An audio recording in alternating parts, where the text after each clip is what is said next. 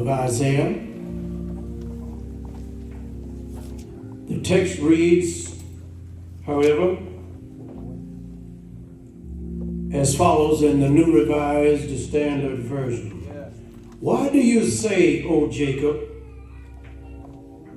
and speak, O Israel, my way is hidden from the Lord, yes, sir, and my right is disregarded by my God.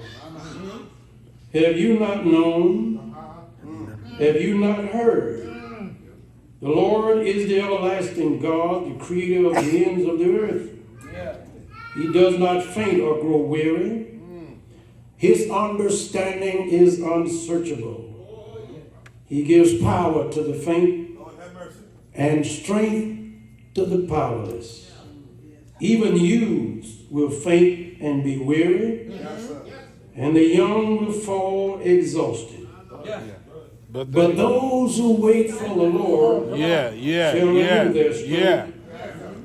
They shall mount up with wings like eagles. They shall run and not be weary. They shall walk and not faint. I want to challenge you tonight to find the comfort zone. Talk, sir. I hear you, God some praise for what he's about to tell you. Yes, sir. Amen. Wow. During the historic march from Selma to Montgomery, the great leader, Dr. Martin Luther King Jr., was asked by a news journalist, how did he and the civil rights marchers were feeling? He responded by saying, our feet are tired, but our souls are resting. Such a comment can only emanate and emerge from a space that is in touch with sanctity. A room from within that has its roots in righteousness. This statement did not come from some quick-witted drum major for justice. Reverend. It did not just emanate from a loquacious and eloquent speaking, formerly trained preacher from Georgia. It came from a space that flesh and blood cannot produce. Talk, sir. It came from some parameters with the proficiency of peace that is procured by providence alone. Our feet are tired, but our souls are resting. The people of God, you and I, must move, manage, and meander through quite a bit of minutia that's presented mostly by people who identify with the ranks of the righteous. I was about to say something else. Go ahead, Doc. Nevertheless, God has packed and pervaded your personal and practical predicament with some positive proclivities for comfort. Even in the midst of pressure and peril and plight and pain and quagmire and conflict and hurt and horror and mishap and misfortune and tears and trial and trouble and setups and setbacks, God has given you something that keeps you calm, cool, composed, and collected. It's what I call the comfort zone. Talk, Reverend. Now, real comfort does not come from the accumulation of cash and coins. There are millionaires who would give up all of their money just for peace of mind. Reverend. Real comfort is not found in the procurement of material things. Things can appease your optics, but they cannot satisfy your soul. Yeah. Money can buy beds, but not sleep. Money can buy houses, but not homes. Money can buy property, but not peace. Comfort is not found in cash or material things, not even physical fitness. Yes, sir. There are health gurus who are dying early. It is not in your slimming up or your toning down or your eating right or your exercising. Your calendar days are determined by how that knee is going to act. Yes, sir. And whether that arch in that foot is going to cooperate. Reverend. Comfort is not determined by your anthropological construct. It comes from a space that flesh and blood cannot produce. It can only be found in the Lord Himself. And this, my friends, is what God offered through the prophet Isaiah with the words of this, the opening words of this text, verse 27, which was a rebuttal and a response to the complaint of Israel against God, about God, or their perception of God being aloof from their suffering of oppression by foreign nations, particularly the Assyrians and Babylonian Empire. Yes, sir. They were prisoners of war for their having violated God's covenant. The prophet Isaiah predicted their doom, but also iterated their hope of recovery. And 200 years before the fruition of his prophecy, he penned the prophecy and wrote it in a scroll. And chapters 28 and 29 conveyed the unveiling of the prophecy by the disciples of Isaiah, which happened 200 years later. With these famous words, have you not known? Have you not heard? Reverend.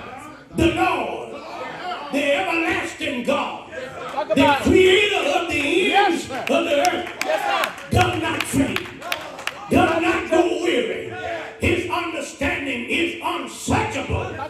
My brothers and sisters, your youth and young shall fail and go weary, but they who wait on the Lord shall renew their strength. They shall mount up with wings like eagles. They shall run and not get weary. They shall walk and not faint. While this prophecy was immediately intended for Israel, is ultimately intended for the extension of Israel. That's you and me. Because everybody at some point in life needs encouragement and directions towards a comfort zone. It is because life has a blues note in it. It carries with it some of the hues and hints of a B.B. King, John Lee Hooker, Lightning Hopkins kind of lyrical expression. It's hard, it's rough, it's rugged, it's tough, it's bad, it's painful, it's bellicose, it's heartbreaking, it's tear-jerking, it's gut-wrenching, it's nerve-wracking, it's mind-boggling, but don't be uneasy, beloved. God provides the means by which you can find a comfort zone. Now, I don't know who I'm talking to tonight. I don't know who's listening to this service tonight. But we're trying to find it. In Ukraine, they're searching for a comfort zone. They're searching, preacher. They're searching. As bombs are being dropped on them by a dictator. And in just a few days from now, we in America will be searching again for a comfort zone, because we will encounter for 4 years the lunacy of a thin-skinned narcissist who endeavors to employ Project 2025 to put this nation in reverse. Somebody in this space tonight, you're searching. Comfort zone. Something is going on at the address. Too private and personal to discuss with anyone else. There's good news for you. There are some helpful holy hints that hail from this text, which might become for us some suggestive scenarios as to what we could possibly employ, that we may find a comfort zone. Can I try to tell you? Tell us, preacher. It requires our reflecting upon some inspiring information. I need to hear about 4 of you. I'll make 5 who won't mind shouting. Information. Information. You do know that we are far removed from the Ice Age and Stone Age and Iron Age, the Industrial Age. We are now in the technological age, having passed the computer age, yet in the process of implementing artificial intelligence. Hence, we still need information. Whether we will be at ease, and the people of God is the information that we get from God. That's why the question was raised, how can you say, O Jacob? How can you say, O Israel? That's the word. That God is aloof from your circumstance. Have you not known? That is, it behooves us to check the record. Knowledge is a definite collection of facts gathered through your senses via external stimuli and stored in your brain for later reference. So that in the event of your coming into a like circumstance, you won't have to panic, because you've got too many facts in your head. When it comes to the historical moves of God in the lives of the people of God, we've got some facts. It is a fact. He's a burden bearer. It is a fact. He's a heavy load sharer. It is a fact. He'll make a way out of no way. It is a fact that he can turn it around. It is a fact that he will pick you up and set your feet on the solid ground. Yes, sir. That's what we know. A definite collection of facts about our God. I know some stuff. And that I know, I heard. And that I heard has been verified. And the acquisition of information, my brothers and sisters, regarding our God is for our own consolation. Inferred in the utterance of this prophetic utterance is the fact that Israel should have known better. Did you not hear about God setting up and establishing a freedom plan for Israel that they may leave the bondage in Egypt? Did you not hear about how God established outdoor plumbing in Iraq? Did you not hear how God engineered a sidewalk in the middle of the sea? And then turned a riverway into a sidewalk?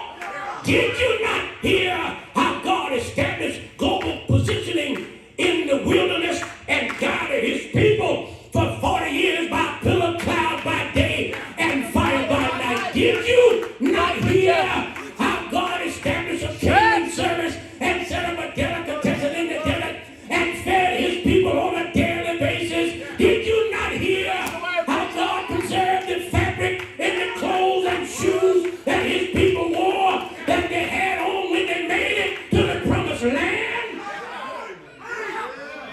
If you heard all of that, why are you panicking now?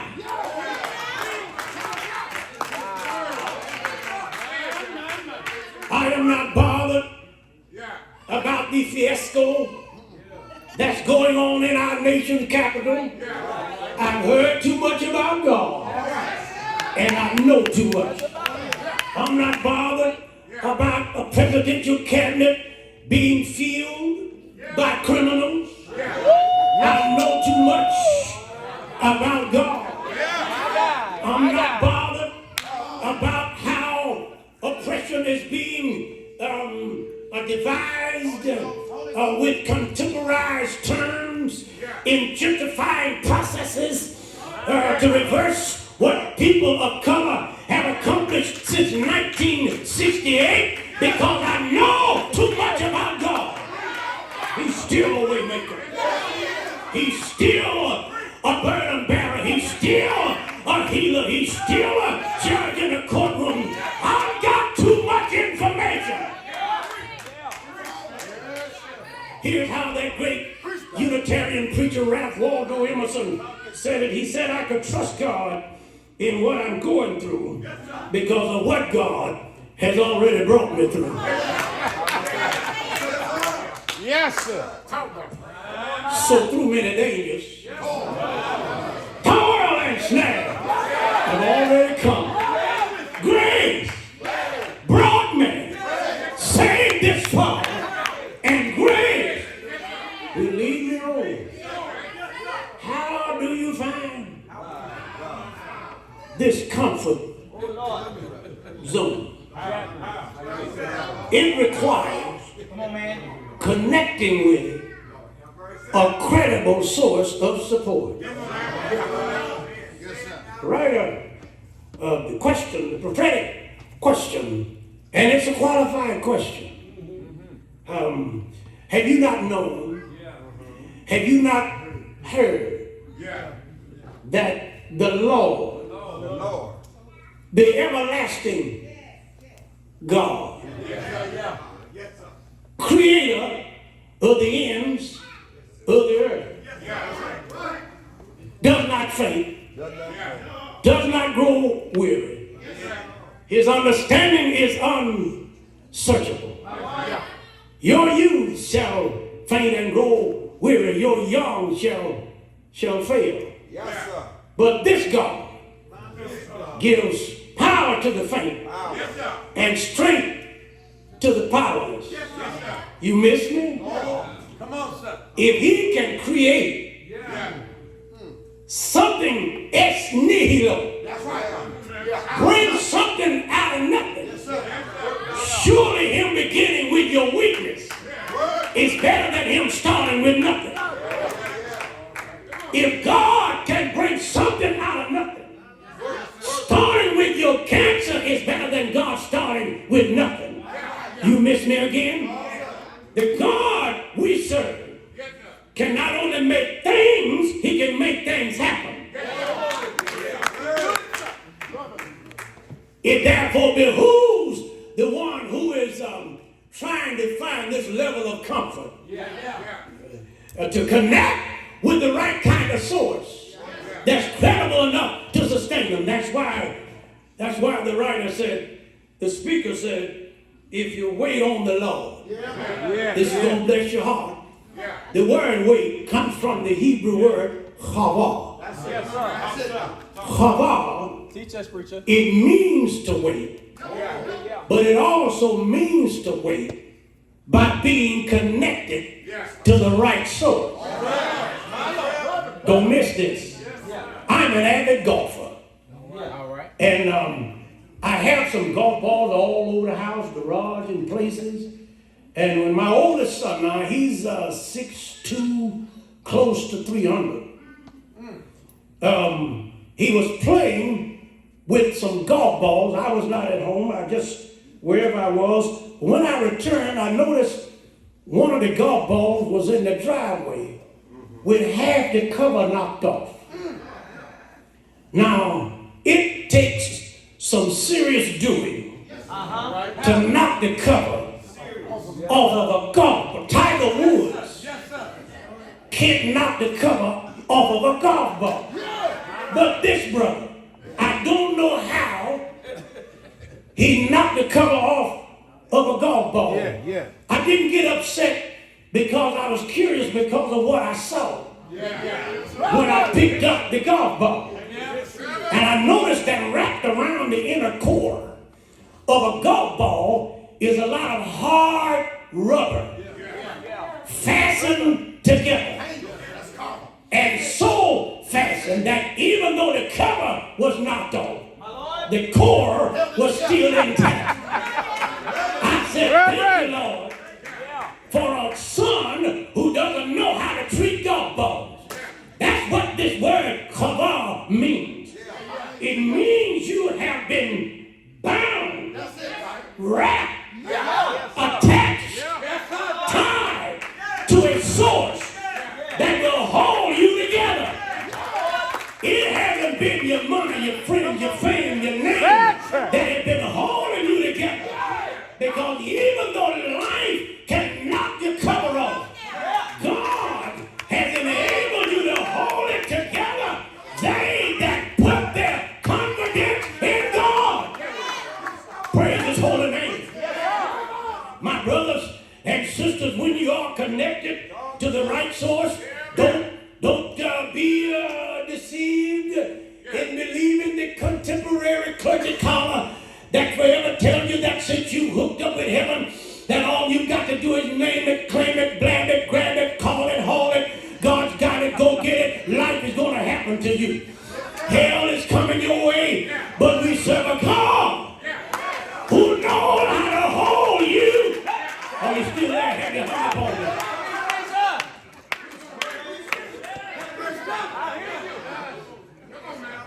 How to hold you together.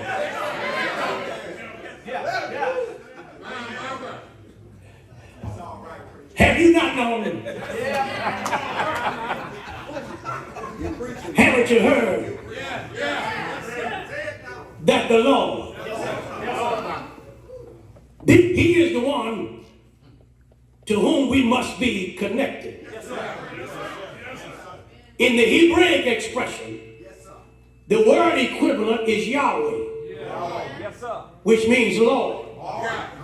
And when Moses asked God for his name after being introduced to God directly, God said to him, my name is I am that I am, which means Lord. When Moses wrote Genesis 1, every other verse he used the phrase, and God said. When you get to Genesis chapter 2, verse 4, he shifts from saying, and God said, to saying, and the Lord God. Genesis 2:4 is the first iteration of the word Lord. Moses asked God for his name, and he said, I am that I am, which means Lord. The phrase I am that I am qualifies as what is called a palindrome. And a palindrome is a word, a phrase that can be pronounced and have the same meaning going forward as it does going back. Yes, sir. So when Moses received God's name, God said, I am that I am. Yeah. But in reverse, it is a question. Am I that I am? Can I heal you? Can I bless you? I hear you, God. Can I deliver you? Can I make a way for you? Can I turn it around for you? I can because I'm Lord. I wish I had a prayer in New Greater Heights. My name is no wonder. Thomas Dawson said, precious Lord, take my hand and lead me on and let me stand. I can't keep you too long. I can't keep you too long. I can't keep you too long. I'm trying to tell you how to find the comfort zone. Let me see if I can find somewhere to make an exit here. My brothers, you need some inspiring information and reflection. But I think I need to tell you that you need to belong to a particular group of people. You know, society conveys what is dubbed as social classes, like high class, middle class, and low class. And they probably should have added those with no class. People who will push big lies and do any clandestine thing in order to win a position. Reverend. People who will rape women and evade taxes Reverend. and still become president. There are classes of individuals in society that accounts for society being as sordid, soiled, spoiled, and sophomoric and satanically saturated as it is. But there's another segment of society. And the text calls them they. Reverend. They. They're born again. They. The blood bought, blood washed, blood cleansed, heaven bound. They. Those who are planted by the rivers of water. They. Those whose leaves don't wither. Reverend. They. Those who trust in the Lord and who do not lean under their own understanding. They. Those who know that all things work together for the good of those who love the Lord. They. Those who trust in the Lord with all their heart and all their mind and all their soul and all their strength. They. Those whom the Lord has blessed and lifted. They. I belong to the they crowd.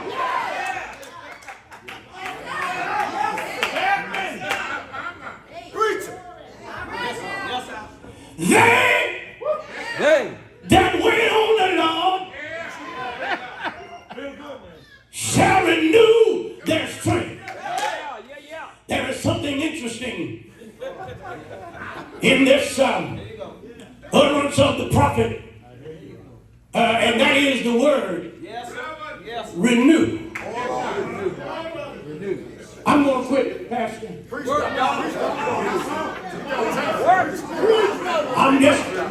I'm just glad that I belong to the right crowd. This is not to suggest or infer that this crowd has it easy. This does not imply that life for us is turbulent free. It simply means Beloved, that God has given us something to deal with the vicissitudes of life.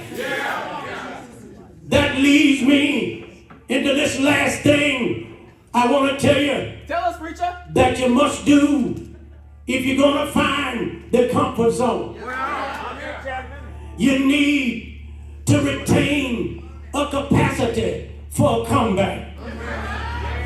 Lord, life can take you to some serious extremes.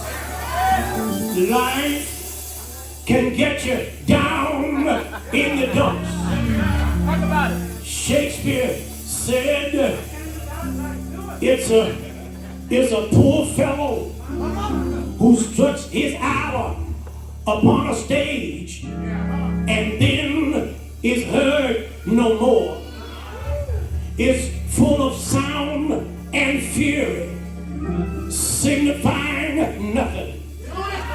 Dunbar said it's a crust of bread and a corner to sleep in, a minute to smile and an hour to weep in. It's sometimes a pint of joy and a peck of trouble and a hardly a laugh and a moan come double.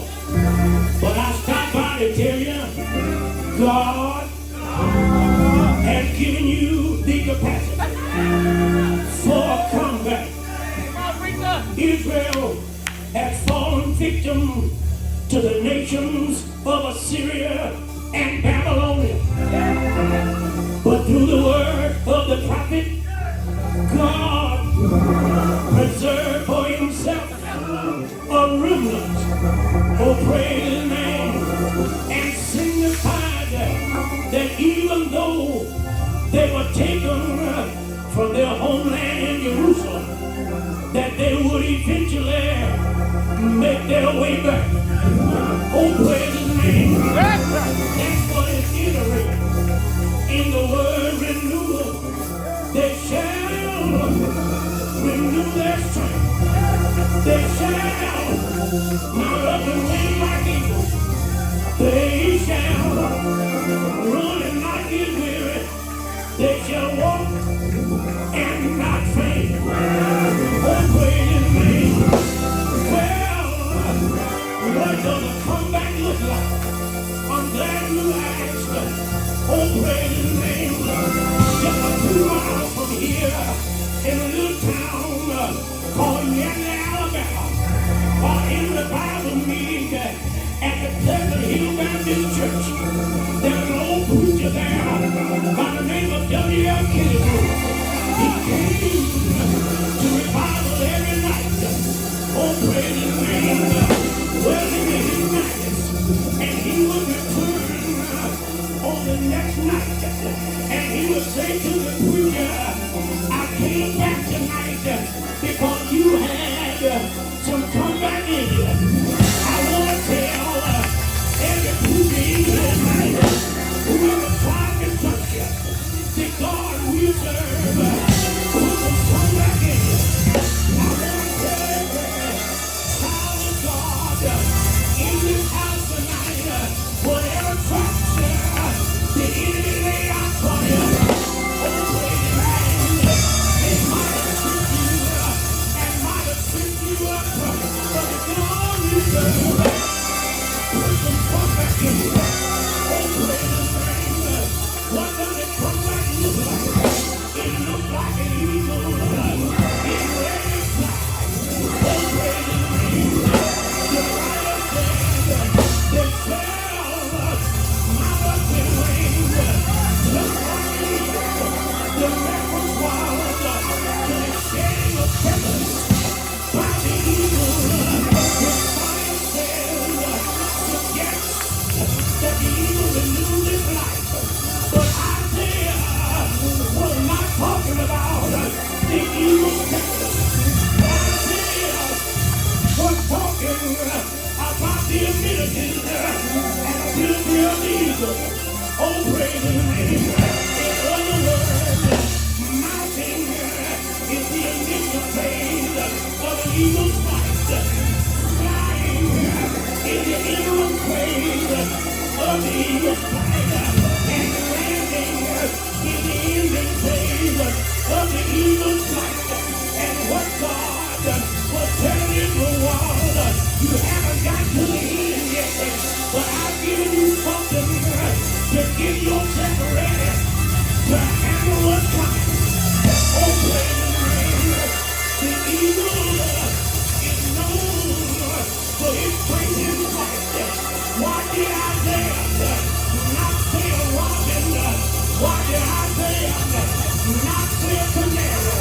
It is because sometimes you don't need any sand. Oh, praise the name. Canaries are known for singing, but sometimes you don't need a song. Why did Isaiah mention a captain who was known for speed? Oh, praise the name. Sometimes you need to slow it down. He did not say the Lord will give you wings on a wire canary. You don't need a song. He said, I give you the wings of an eagle because you need strength. Oh, praise his name. Strength enough to fly through your storms and strength enough to fly over your troubles. What does a comeback look like? Oh, praise his name. It looks like a runner getting ready for a race. They shall run and not get weary. Oh, praise his name. There's a reason why a person runs. It's either because they're running afraid. Oh, praise his name. Or it could be because they're exercising. Or it could be, oh, praise his name, they're in a hurry. Oh, praise his name. Or it could be that they are conditioning themselves for what is to come. I hear what I tell you. I've been a revival meeting in Lake Charles, Louisiana. And one evening, while exercising, in came a white brother, soaking wet because he'd been in the pool. He went from machine to machine. Man, they came in and told him, you can't come in here that way. You gotta dry yourself off. He said, I'm sorry. I clean up my mess, but I'm trying to get ready for a triathlon. And a triathlon is a competition that includes running and cycling and swimming and hiking. Oh, praise his name. And he said, if you just bear with me for a little while, I'll soon be out of the way. When people run, they're running to go the distance. Oh, praise his name. They are conditioning themselves in order to go the distance. Oh, praise his name. Go ahead and tell somebody I find him my comfort zone. And God has given me what I need in order to go the distance. What does a comeback look like? It looks like a pedestrian with poised pace. Oh, praise his name. If you can't fly and if you can't run, the Lord will let you walk on through. Wait on the Lord. He will renew your strength. You shall mount up on wings. You shall run, but then the Lord, if you walk on through it, I'm out of here tonight. Good evening, great new heights.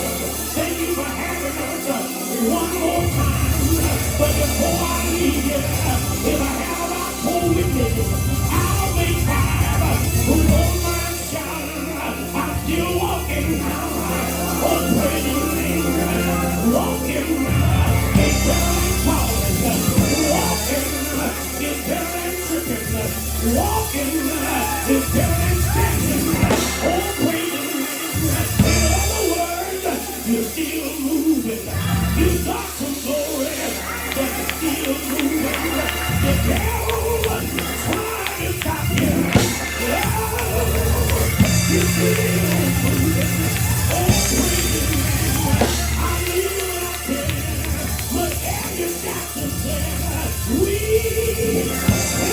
see